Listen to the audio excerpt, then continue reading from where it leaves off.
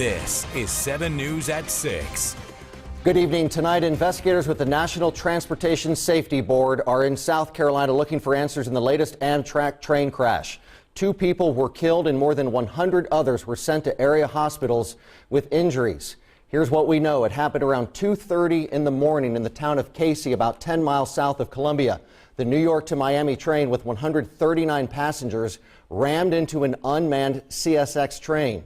7 News reporter Christine Scarpelli is live at the South Carolina Emergency Management Division headquarters in Columbia, where we have heard from the governor and just a short time ago, Christine, the chairman of the NTSB. Absolutely. That was one of the most interesting things we've heard all day. But, you know, one of the quotes from Governor Henry McMaster that really stuck out to me out of all the people that said things today was he said, quote, "This was a horrible thing to see." He right there on the scene just a few hours ago as the sun was coming up, able to look at that accident where that Amtrak train collided with no passengers on it, but a CSX train empty there. There's still investigators all over this area this evening. They're from the NTSB, CSX, Amtrak, they're all out here, and many neighbors saying this woke them up, a loud clashing of metal around 2 in the morning from their sleep.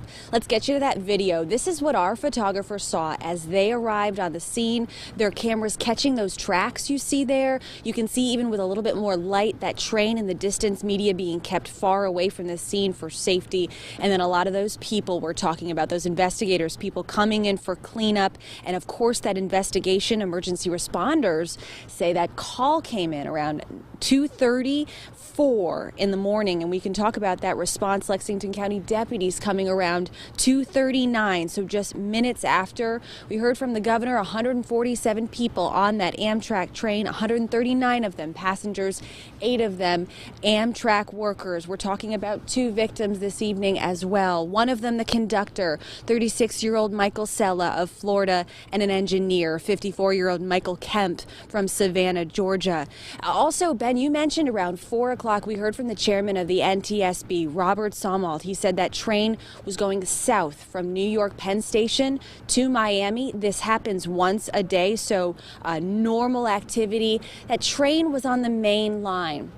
What he told us later, the accident, that Amtrak train going through a switch that diverted it onto a sideline where it collided with that parked CSX train. That train, we're told by the chairman, was loading or unloading cars. It was at an auto unload area right by that switch. So it had gotten off at a sideline, gotten back onto the main line, and then gotten onto another sideline where that switch, he said, was locked and closed.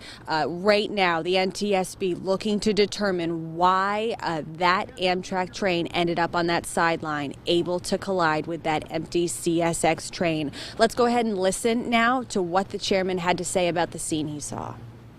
And survey, and I say survey, I mean take a very careful look at the wreckage, and I can tell you there's catastrophic damage to each of the locomotives. In fact, I would say that the Amtrak locomotive would be not recognizable at all.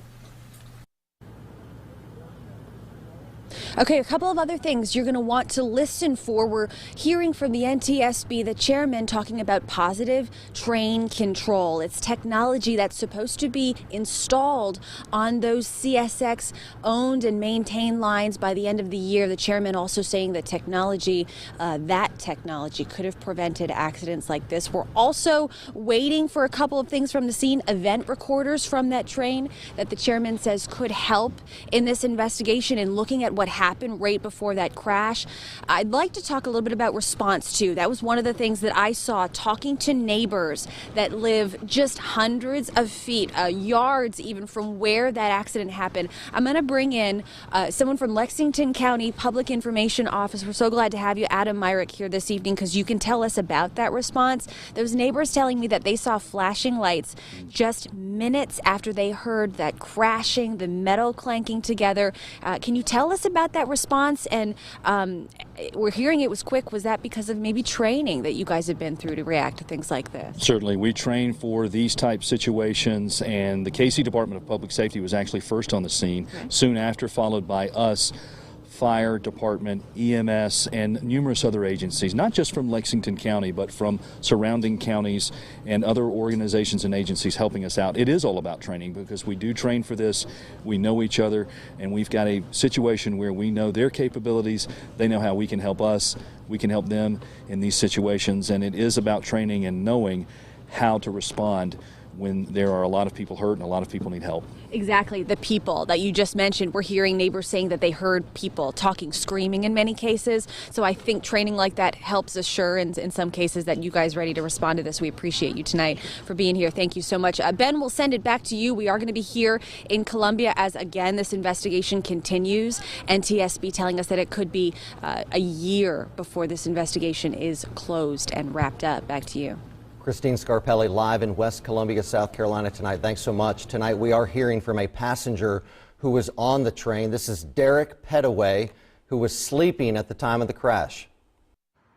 We were closer to the rear of the train in one of those sleeper cabins. And just when the accident happened, I mean, I was dead asleep, and I was awoken by the impact. And then the crew came through really quickly, got everybody detrained in a really calm fashion, and then first responders showed up within 10, 20 minutes. Yes, they were busing in the injured into area emergency rooms. And to recap tonight, an Amtrak passenger train collided with a parked freight train in the West Columbia Casey area of Lexington County just after 2:30 this morning. 2 people, the conductor and the engineer on the Amtrak train, were killed. 116 people went to hospitals, those injuries ranging from bumps and bruises to broken bones. NTSB Chairman Robert Sumwalt says the Amtrak train was switched off the main track to a side track with the parked freight train. Sumwalt says the switch was left in the wrong position after the freight train was moved across 4 sets of tracks. He said early indications point to, quote, tragic human error, not foul play. This is the 3rd deadly wreck involving Amtrak in less than 2 months. You can stay up to date with the latest on the Amtrak train crash and the investigation on our website, WSPA.com, on our Facebook page, and on our 7 News app.